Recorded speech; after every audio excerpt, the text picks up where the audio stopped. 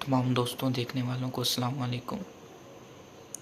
गुज़श्ता video में हमने ये जानने की कोशिश की थी कि इंसान की तख्लीक का मकसद क्या है, और अपने महदूद इल्म के मुताबिक हमने ये जाना कि तख्लीक अव्वल नूर अहमद, अमल अव्वल गिरतवाफ़, शाह यसरब अरबी सकाफ़त, हिस्से अव्वल है मोहब्बत। तो हम इसी फ़ैसले पर पहुँचे थे कि इंसान की तख्लीक का मकसद वो एहसास है, और उसी एहसास पर ही हमें तख्लीक किया गया है। वही हमारी बुनियाद है, वही हमारी फ़ितरत है। लेकिन उस वीडियो में कुछ सवाल ऐसे थे कि जिनके लिए एक मज़ीद वीडियो बनाने की ज़रूरत थी। अब वो क्वेश्चन क्या थे कि हम कैसे डिफ़रेंशिएट करेंगे, क्योंकि ये किसी एक महसूस तबके या महसूस आप कह लें मज़हब के लिए नहीं है।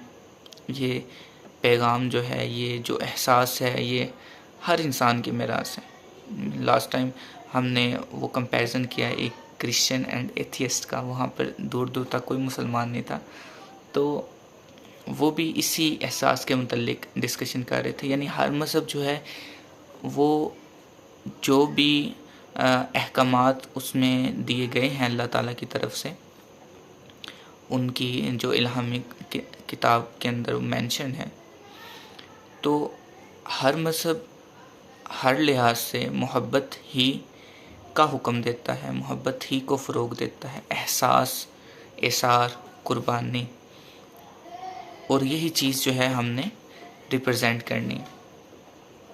लेकिन एक सवाल फिर ये पैदा होता है कि हम किस तरह डिफ़रेंशिएट करेंगे कि अगर दो तबकात वर्सेस, यानी दो मुख्तलिफ एंड पर खड़े हैं, यानी एक फ़ौज दूसरी फ़ौज के सामने खड़ी है, एक तबका दूसरे तबके के सामने खड़ा है, तो अब यहाँ पर कौन है जो हक़ पर है, कौन है जो हक़ पर नहीं है, कौन है जो मोहब्बत को रिप्रेजेंट कर रहा है, कौन है जो जुल्म को रिप्रेजेंट कर रहा है। तो इसके लिए कोई पैमाना होना चाहिए, और इसके लिए सबसे बेहतरीन पैमाना भी मोहब्बत ही है। इसी को आज हमने समझने की कोशिश करनी है। और जो आज की वीडियो का फिर टाइटल होगा वो कुछ इस तरह से है कि मॉरल्स वर्सेस डिज़ायर्स। जब हम इसे समझ जाएंगे तो आई थिंक ये जो क्वेश्चन है, ये जो कन्फ्यूजन है, ये दूर हो जाएगी। आगाज़ करते हैं शेर से। बुत परस्ती अब हुई महदूद, खुद परस्ती का बोलबाला है। अपनी मैं का मुद्दई हर शख्स, कफले वहदत को तोड़ डाला है। तो हमने आज इस मैं को जो है वो जानने की कोशिश करनी है कि इसकी बुनियाद क्या है, और इसको हम किस तरह से जो है वो ख़त्म कर सकते हैं, और किस तरह से इस पर अपनी मोहब्बत को गालिब ला सकते हैं। लेकिन इससे पहले हमें इसकी भी जो इब्तदा है वो जानने की ज़रूरत है कि ये क्रिएट कब हुई, ये क्रिएट कैसे हुई। जो कुरान और हदीस से जो हमें मिलता है, और मुख्तलिफ़ कुतब अपने अपने अंदाज़ में इसे बयान भी करती हैं। इस्लामी किताब मुख्तलिफ़ मज़ाहिब में ये बात वाज़ेह तौर पर लिखी हुई है कि सबसे पहले जो तकब्बुर की हमारे पास मिसाल मिलती है, जो मैं की मिसाल मिलती है, वो इब्लीस ने की थी कि मैं अफजल हूँ, मैं आग से बना हूँ, तो मैं क्यों सजदा करूँ एक ऐसी एंटाइटी को जिसे तूने मिट्टी से बनाया है। मैं इससे अफजल हूँ, मैं सजदा नहीं करूँगा। तो उसने नाफरमानी की। जबकि जब फ़रिश्तों से मुकालमा हुआ था, फ़इज़ रब्बुका लिल मलाइकति, जब इस आयत को पढ़ते हैं तो वहाँ पर अल्लाह ताला ने फरमाया था इन्नी आलमु मा ला तालमून, मैं वो जानता हूँ जो तुम नहीं जानते। तो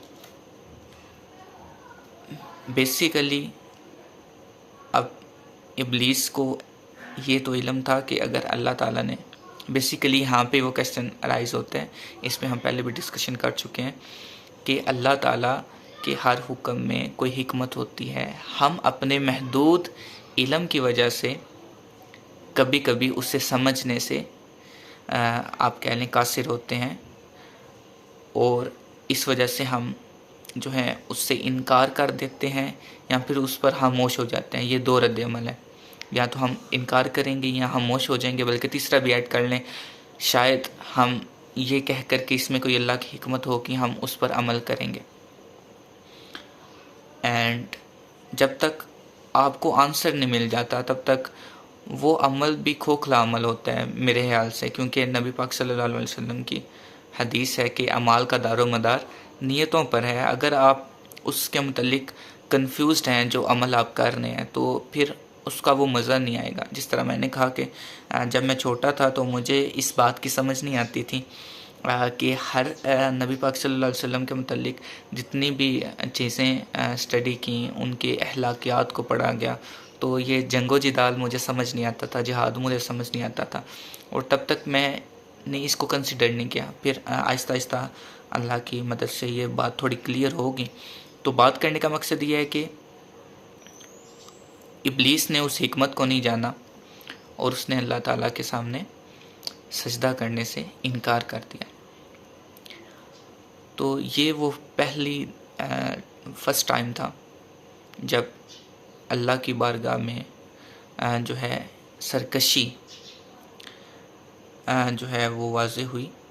अल्लाह की बारगाह में सबके सामने इब्लीस ने सरकशी की। अल्लाह को तो ज़ाहिर सी बात है पहले ही इल्म था, और उससे पहले दुनिया में जो कौम थी इंसान से पहले, क्योंकि फ़रिश्तों की इस बात से वइज़ क़ाल रब्बुका लिल मलाइकति इन्नी जाइलुन फिल अर्दि खलीफ़ा क़ालू अतजअलु फ़ीहा मन युफ़सिदु फ़ीहा व यफ़्सिकु दिमा। अब ये जो बात है कि वो ज़मीन में फ़साद करेंगे और खून रेज़ियाँ करेंगे, यानी दुनिया में पहले कोई कौम थी कि जिनके ये आमाल थे, जिसके को मद्देनज़र रखते हुए फ़रिश्तों ने ये कहा कि आप एक ऐसी कौम को दुनिया में भेजेंगे जो ज़मीन में खून रेज़ियाँ करेगी और फ़साद फैलाएगी। तो फिर अल्लाह ताला ने फरमाया कि जो मैं जानता हूँ वो तुम नहीं जानते। तो ज़मीन में सरकशी मौजूद थी, ज़मीन में वो जो है नाफरमानी, वो तकब्बुर, ये चीज़ें मौजूद थी। इन वेरी सिंपल वर्ड्स आप कह लें, नफ्स जो है वो मौजूद था, जिसकी बिना पर इब्लीस ने भी वो तकब्बुर किया, और अल्लाह इसको बेहतर अंदाज में जानता था, लेकिन फ़रिश्तों पर यह बात वाज़ेह नहीं थी। खैर, इस पर डिटेल में जितना जाएंगे ये उतना आप कह लें डीप होता जाएगा। हम अपने मौजू पे रहते हैं। तो अब जन्नत में जब बात की जाए, जन्नत में जब आदम अलैहिस्सलाम जो है आपको जन्नत में भेजा गया, तो वहाँ पर एक दरख्त था जिसके पास जाने से मना किया गया, और कुरान मजीद में वाज़ेह है कि अगर तुम ये खाओगे तो हो जाओगे ज़ालिमों में से या सरकशों में से। एग्जैक्ट वर्ड मेरे ज़हन में नहीं आ रहा अरबिक में क्या था। तो अब अगर उसको देखा जाए, आपने जब वो दाना खाया उसके बाद आपको जन्नत से निकाला गया, तब आप पर से जन्नती लिबास जो है वो हट गया, आपकी शर्मगाहें सामने आ गई। यानी वो मुकाम था जब नफ्स आदम और हव्वा पर गालिबा आ गया अलैहिस्सलाम। तो अब वहाँ पर क्योंकि हज़रत आदम अलैहिस्सलाम की मोहब्बत गालिब थी उस एहसास पर, उस नफ्स वक्ती तौर पर, तो आपने जब वो खाया तो ज़ाहिर सी बात है, नफ्स एक ऐसी चीज़ है जो इंसान को ललचाती है बुराई की तरफ या सरकशी की तरफ, और हम वो कर जाते हैं जो कि हमारी अपनी ज़ात के भी खिलाफ़ होता है, हमारी अपनी सेहत के भी खिलाफ़ होता है। तो लेकिन हम चूँकि उसको उस वक्त परख नहीं पाते, हम उसमें डूबते चले जाते हैं। खैर, अब ये वो एहसास है, ये वो मुकाम है जहाँ पर नफ्स जो है वो क्रिएट हुआ, नफ्स जो है वो गालिब आ गया। तो इसी पे ये अगर अब आप इसको समझें कि बुत परस्ती जो है वो मौजूदा दौर में हो गई नापैद, खुद परस्ती का बोलबाला है। अब हर इंसान जो है वो खुद परस्ती कर रहे हैं, अपने आप की परस्तिश कर रहे हैं। Like for now I am sitting in front of camera looking at my own self and feels quite cool। तो थोड़ी सी ये चीज़ें आ जाती हैं, ठीक है। ये जस्ट एक एग्जांपल है, इससे बहुत बहुत बड़ी चालें हैं, बहुत बहुत क्या लें, ऐसी बुराइयां हैं कि जिनकी तरफ आपका नफ्स आपको ललचाता है। और ये कब हुआ? जब हमने आदम अलैहिस्सलाम ने वो दाना खाया, और जब हम इस दुनिया में मौजूद हैं तो जाहिर सी बात है हमने तो ये खाना है, यही हमारी सज़ा है। और ये खा कर फिर हमने इसके सहर से हमने खुद को बचाना भी है।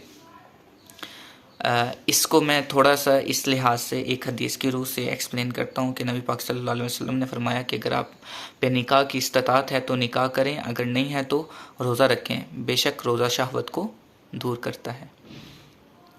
तो ये जो अल्फाज हैं इससे कुछ वाज़ेह होता है, और माशाल्लाह आप इतने समझदार हैं कि उसे अंडरस्टैंड कर सकते हैं कि अगर आप रोज़ा रखेंगे, खुद को दुनियावी लज्जतों से ज़रा महफूज रखेंगे और उस दाने से खुद को महफूज रखेंगे, अगर आप फाका करेंगे तो उसके नतीजे में आपकी जो डिज़ायर्स हैं वो कम हो जाएंगी।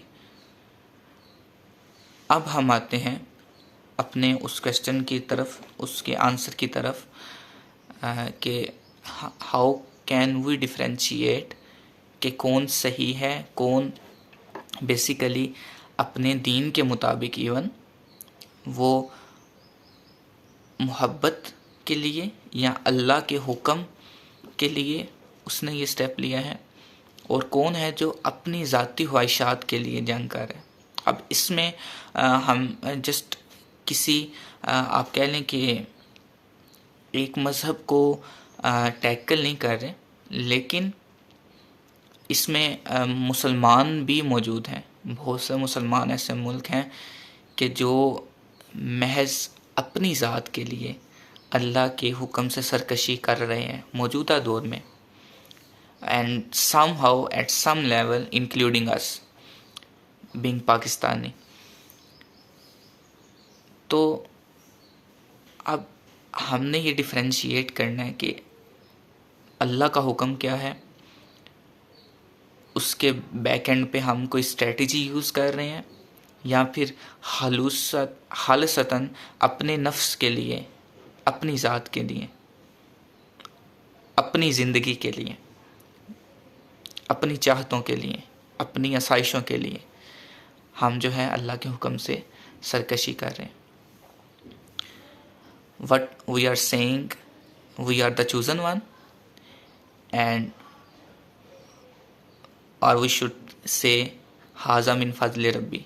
इन दोनों चीज़ों में हमने डिफ्रेंशिएट करना है, और इसकी जो इब्तदा है वो उस चीज़ से हुई है।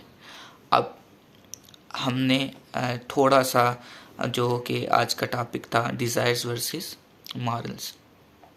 अब जितने आपके पास रिसोर्सेज होते हैं उतनी आपकी डिज़ायर जो है वो बढ़ती जाती हैं। मिसाल के तौर पर अगर मेरी तनख्वाह 30,000 है तो मैं कभी भी जो है वो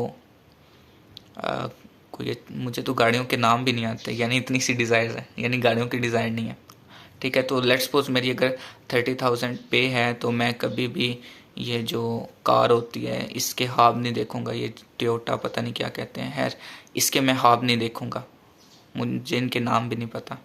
लेकिन अगर मेरी तनख्वाह 1 लाख हो जाती है या 2 लाख हो जाती है तो जाहिर सी बात है जो सबसे पहली चीज़ें मैं सर्च करूँगा उनमें ये चीज़ भी सरे फहरिस्त होगी, और मैं इसे नाम दूंगा कि ये मौजूदा दौर की ज़रूरत है। जबकि जब मेरी तनख्वाह 30,000 थी तो मैं लोकल सफ़र कर लेता था, मैं बाइक पे सफ़र कर लेता था, बट चूँकि अब मेरे पास रिसोर्सेज हैं तो मेरी डिज़ायर्स इंक्रीज़ होंगी, और जैसे जैसे मेरी डिज़ायर्स इंक्रीज़ होंगी मैं अपने मॉरल्स को लेट डाउन करता जाऊंगा।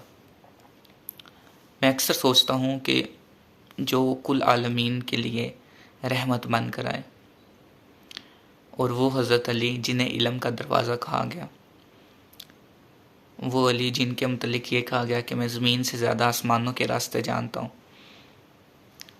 उनके लिए दुनिया इकट्ठी करना कोई मुश्किल काम नहीं था। लेकिन आपने फाका कशी की, ज़िंदगी में जो दुनियावी चीज़ें हैं उनकी डिज़ायर्स को हमेशा लेट डाउन किया और अल्लाह की रज़ा को पहले नंबर पर रखा।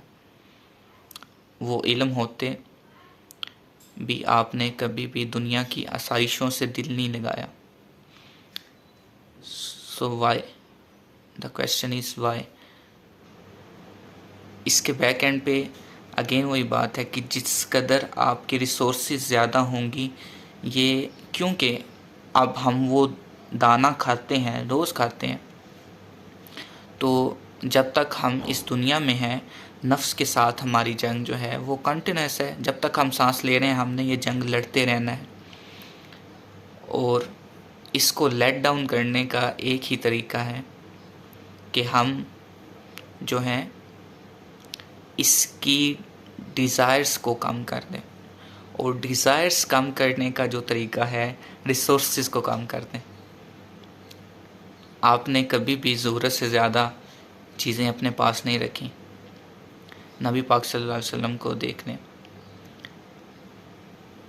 कुल जहानों के लिए जिन्हें कहा गया कि आप रहमतुल लिल आलमीन हैं, तमाम अलूम अल्लाह ताला ने आपको अता किए थे, उसके बावजूद आपने दुनिया को इकट्ठा नहीं किया, अपने हद तक इकट्ठा नहीं किया। आपने ये पेशन गोई फरमाई कि शाम के महल जो हैं वो आपने कहा कि मुसलमान अगर हक की राह पर चलेंगे तो आप उस पर भी गालिब आएंगे, वो आपके अंडर चीज़ें आएंगी।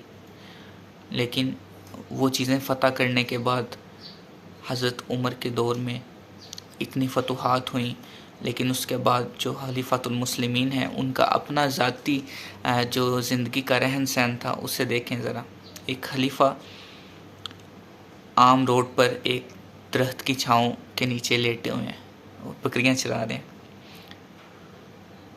सो why they are doing this, why they are practising this, why they are exercising such things behind our knowledge. आज अगर कोई बच्चा इस तरह का क्वेश्चन करता है, इवन मैं भी जब अपने बड़ों से क्वेश्चन करता हूँ तो वो कहते हैं आप पिछले दौर की बातें कर रहे हैं, पुराने वक्तों में पॉसिबल था, होना सा दुनिया नाल चलना है, दुनिया ने भी नाल लेके चलना है, रब्बाना। और उसमें जो हमें एग्जाम्पल दी जाती है, रब्बाना आतिना फिद दुनिया हसनतुन व फिल आखिरती, दुनिया ते आखिरत नूं दोवां नूं नाल लेके चलना है, दोनों को साथ लेके चलना है, दोनों को छोड़ नहीं सकते।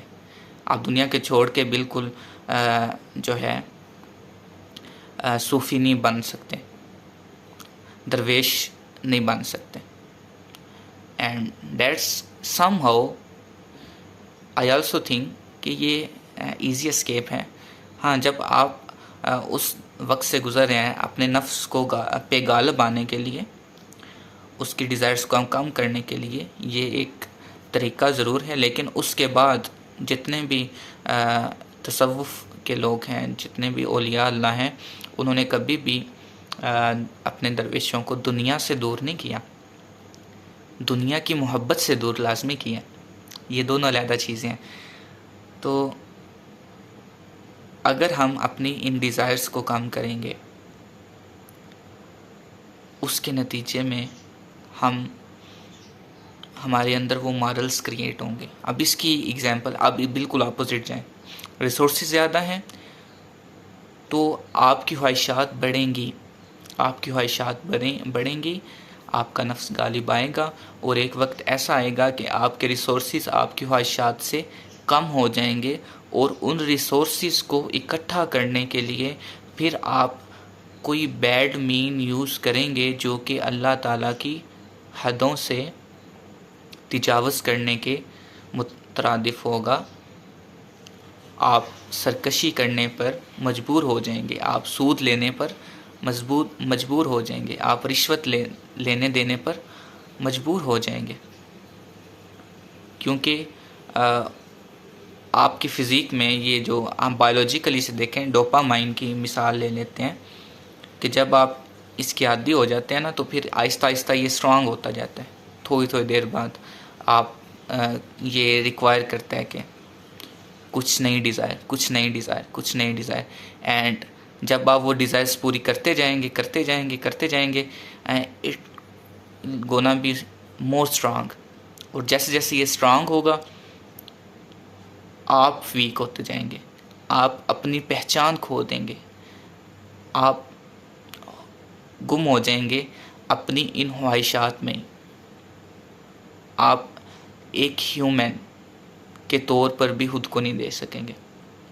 वो लोग जो इन ख्वाहिशात में मुब्तला हैं, चाहे वो छोटी छोटी ख्वाहिशात हैं, कभी आईना देखिएगा और गौर कीजिएगा कि आर यू आ ह्यूमन। कभी आईने में देख के ना ये क्वेश्चन कीजिएगा उससे, आपको अपने अंदर ह्यूमैनिटी नज़र आती है? तो ये आपको एट अ टाइम आंसर मिल जाएगा। कभी कभी मुझे नज़र नहीं आती, कभी कभी नज़र आती है। That's my current condition. क्योंकि शहवत दाना तो हम भी खाते हैं, तो इसी वजह से नबी पाक ने फरमाया कि हम जहाद असगर से जहाद अकबर की तरफ आ रहे हैं। द बिगेस्ट जहाद इज़ जहाद बिन नफ्स, नफ्स के ख़िलाफ़ जो जहाद है वो सबसे बड़ा जहाद है, क्योंकि ये ही सबसे बड़ी रुकावट है उस एहसास की जिसको हमने इस दुनिया में रिप्रेजेंट करना था। अब आ जाते हैं आपके रिसोर्सेज कम में, आपकी डिज़ायर्स कम हो जाएंगी और आपका एहसास ज़्यादा हो जाएगा। फॉर एग्ज़ाम्पल मैं आपको अपनी ज़िंदगी की मिसाल देता हूँ। मैंने रिसेंटली जुमेरात के दिन मैंने रोज़ा रखा और उस दिन मेरा एक टेस्ट था। गर्मी बहुत शदीद थी एंड रोज़ा तो रख लिया शौक़ में। अब गर्मी भी थी, टेस्ट का भी माहौल था, वो थोड़ा सा वो भी आप कह लें थोड़ी सी टफ़ इन्वायरमेंट होती है, चैलेंजिंग इन्वायरमेंट होती है। फिर जाना 15-16 किलोमीटर जाना, फिर वापस आना, फिर और एक्टिविटीज़। और उस दिन जो वीडियो बनाई थी उसमें मेरी आवाज़ भी नहीं निकल रही थी सही प्रॉपरली। तो अब जब मैं उस कंडीशन से गुज़रा, देन बिलीव मी, मुझे एहसास हुआ उन फ़लस्तीन के बच्चों का जो भूख के लिए तरस रहे हैं, जो प्यास पानी के लिए तरस रहे हैं। उससे पहले एहसास, मतलब एक फीलिंग तो है, मतलब I know what they are suffering, लेकिन उसको जब अपने पे मैं लेके आया तो उस वक्त एग्जैक्ट एहसास उस वक्त पैदा हुआ। यानी जब मैंने खुद फाका किया तो फिर मुझे पता चला कि जो लोग फाका करते हैं वो किस हाल से गुज़रते हैं। सो अगर आप उन डिज़ायर्स को कम करते हैं, फिर आपके अंदर एहसास पैदा होते हैं, फिर आपके अंदर मॉरल्स पैदा होते हैं। एक गरीब को पता है कि दूसरे गरीब की करंट कंडीशन क्या है। जब मैंने नया नया कमाना शुरू किया, अब अपनी मेहनत के पैसे थे, अपनी मेहनत की कमाई थी, तो जो बहाना मैंने मांगने वालों के लिए लगाया, कि जो अक्सर यहाँ पर लगाया भी जाता है और कुछ हद तक शायद सही भी है, कि इनका तो बिज़नेस है मांगने वालों का। अब बिज़नेस वैसे है भी, पाकिस्तान में तो आम है। तो मैंने उनको सदका करना छोड़ दिया।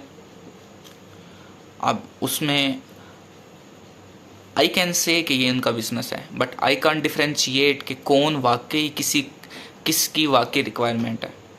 तो अंदर अंदर एक बुत बनना स्टार्ट हो गया। बात गलत नहीं है, बात अकॉर्डिंग टू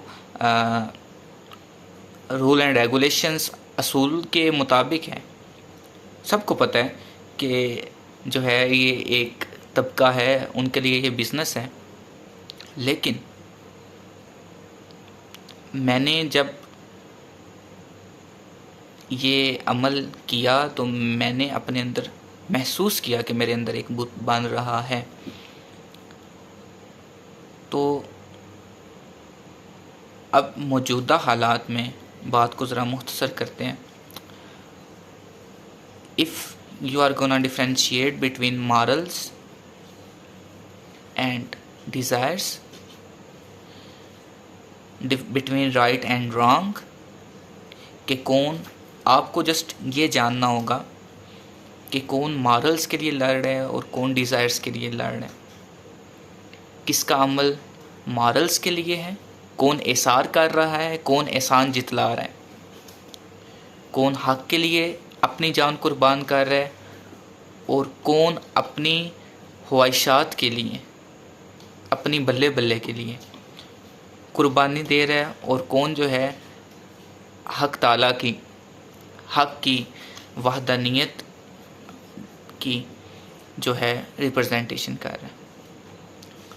कौन लोगों की मोहब्बत के लिए जो है अपनी जान को मुश्किल में डाल रहा है, अपना खून पसीना बहा रहा है, और कौन अपनी ज़ात के लिए लोगों का खून पसीना बहवा भी रहा है, उनका जो है उनकी जानों को कुर्बान भी कर रहा है। And it's pretty clear in front of everyone. In Islamic teaching it's not allowed to be a patriot. In some cases, in majority of cases even, कि इस्लाम में जस्ट एक ही जज्बा है और वो है अल्लाह ताला की रज़ा। ज़मीनों को फ़तह करने का मकसद अल्लाह ताला की रज़ा के लिए फ़तह पहले की जाती थी, उनको अपनी मिरास बना लेने के लिए नहीं, कि that's our home, now we are limited in the boundary of Pakistan only. इससे बाहर जो है वो एक पाकिस्तानी मुसलमान नहीं सोच सकता कि हमने जो करना है पाकिस्तान के लिए करना है। अब ये करंट डेफिनेशन है। अगर हम एक स्ट्रेटेजिक कंडीशन में हैं, अगर हमने यहाँ पर कोई गलत फ़ैसला कर लिया तो पाकिस्तान को नुकसान होगा। What about Islam, what about the pillars of Islam, they are gonna weaken, they are gonna fall, doesn't matter, we are gonna took care of our own country Pakistan, क्योंकि इसे जो है ला इलाहा इल्लल्लाह की बुनियाद पर जो है आज़ाद किया गया था। But what about the sayings of कायदे आज़म और इल्लामा इकबाल कि हम ये ज़मीन का हिस्सा इसलिए हासिल नहीं कर रहे कि हम यहाँ पर हम एक ज़मीन का हिस्सा हासिल करने के लिए ये जद्दोजहद नहीं कर रहे, बल्कि हम एक ऐसी पनाह गाह चाहते हैं जहाँ पर हम इस्लामी कवानीन को प्रैक्टिस कर सकें। So where are these Islamic rules and regulations with in Pakistan? कुछ भी नहीं है ना। तो because now we are Pakistani, not Muslims. We are looking for the benefits of Pakistan, not Islam. And चलें इस्लाम को एक साइड पे रख दें, ओवरऑल बात कर लें, then we are looking for the benefits of ourselves, not humanity. अल्लाह ताला कुरान पाक में फरमाता है कि जब जालिम और मज़लूम एक दूसरे के मुकाबिल हों, then you have to care after the मज़लूम। आपने उस मज़लूम के लिए खड़े होना है जब आपको पता है कि सामने वाला जालिम है। तो but we are not standing ना, we are looking for our benefits, we are looking for some sort of beneficial trades and strategic positions for Pakistan। तो अब यहाँ पर हमने डिफ्रेंशिएट करना है। अगर जिस तरह मैंने मतलब अपने कंट्री को ब्लेम किया, खुद को ब्लेम किया, इसी तरह वर्ल्ड वाइड आप देख सकते हैं। क्या आप according to your Islamic teaching, according to your religious teachings, क्या आप एक्ट कर रहे हो? क्या वाकई जो हैं बाकी तमाम जो लोग हैं वो कीड़े मकोड़ों की तरह हैं एंड यहूदी जो हैं वो ही जस्ट चूज़न वन है? क्या अल्लाह ताला इस तरह का कोई बयान दे सकता है जबकि वो इंसान की तख्लीक उसने की है, वो इंसान से 70 माओं से ज़्यादा प्यार करता है? तो वो डिफरेंशिएट क्यों करेगा? जबकि इस्लाम हमें क्या टीच करता है? किसी अरबी को किसी अजमी पर, किसी अजमी को किसी अरबी पर कोई फ़कीयत हासिल नहीं सिवाय तकवा के। Whoever you are, whatever you are, or whatever you are doing, it's nothing about your deeds, it's nothing about your prosperity or poverty, it's all about your taqwa, your परहेज़गारी। सो यही वो जंग है और यही वो चीज़ है जिसके बारे में हमने गौर फ़िक्र करनी है। डिज़ायर्स और मॉरल्स। इस्लाम में कवानीन के मुताबिक जो है, मैंने कहीं पे भी ये नहीं देखा कि इसमें दुनिया की डिज़ायर के मुतल्लिक कोई भी इस तरह का हुक्म दिया गया हो। हाँ, दौलत कमाने से मना नहीं किया, दौलत इकट्ठी करने से मना नहीं किया, ज़िकात देने से, लेकिन साथ ज़िकात का हुक्म दिया है कि आपके अंदर इसकी फिर मोहब्बत पैदा ना हो जाए। आपने ये जो अपना खून पसीना बहा कर ये जो दौलत जमा की है, आपने उसे अल्लाह की राह में कुर्बान करना है ताकि आप अपनी उन डिज़ायर्स में कहीं मगन ना हो जाए। But the perfect example for me, at least as per my nature you can say, Hazrat Ali, Nabi Pak sallallahu alaihi wasallam, and after being Khalifa Hazrat Umar. Why didn't they gather such worldly things when they have the whole knowledge, when they have the whole power? Because somehow this could increase your desires and we have to practice against them. हमें इसके against जाना होगा, अपनी ख्वाहिशात के against जाना होगा। हमें तब ही हम इस एहसास को फ़रोग दे सकेंगे, तब ही हमारे अंदर इवन ये एहसास पैदा होगा। खैर, एक दवाइया गज़ल के साथ, एक फरियाद के साथ इस वीडियो का अख्ताम करते हैं। ये तो ईमान है ला सकते हैं नई कौम। अल्लाह ताला फरमाता है सूरत मोहम्मद में, आई थिंक, कि अगर आप अपना हाल नहीं बदलेंगे तो हम आपसे बेहतर कौम ले आएंगे। तो ये तो ईमान है ला सकते हैं नई कौम, कुछ अब कमाल कीजिए, इस दिल को बदलिए। दोज़ख ठिकाना ही है अगर अहले कुफ्र का, इस राह को रोक दीजिए, मंजिल को बदलिए। महफ़े फ़रेब बातिल और हक है महव यार, कुछ जाम तो ज़रूरी है, महफ़िल को बदलिए। सदियों से जारी है ये दास्तान जंग, दो चार सफ़े रह गए, कातिल को बदलिए। सजदे हज़ारों करके मिलना है कुछ अनाज, सजदे हज़ारों करके मिलना है कुछ अनाज। सूरत नबा याद आ गया मुझे। ऐसे ना लोग मानेंगे, हासिल को बदलिए। हामिल नहीं है ये दिल गर तेरी दीद के, इसमें अजब ही क्या है, हामिल को बदलिए। तेरी मुसव्वरी की आती है उससे खुशबू, तेरी मुसव्वरी की आती है उससे खुशबू। इब्लीस गर है संग दिल, संग दिल को बदलिए। कामिल बना हूँ बैठा, लिखता हूँ बेधड़क, कुछ इल्म मुझको दीजिए, जाहिल को बदलिए। कुछ इल्म मुझको दीजिए, जाहिल को बदलिए। इसी के साथ एहतमाम करते हैं और इसी मैसेज के साथ कि हमने इस बात पर गौर करनी है, मॉरल्स और डिज़ायर्स, और इसी के ख़िलाफ़ हमारी जंग है। एक हम हैं और एक वो एहसास है, एक वो डिज़ायर है जिसके ख़िलाफ़ हमने, एक नफ्स है जिसके ख़िलाफ़ हमने अपनी करंट पावर्स के अकॉर्डिंग इसके ख़िलाफ़ हमने खड़े होना है।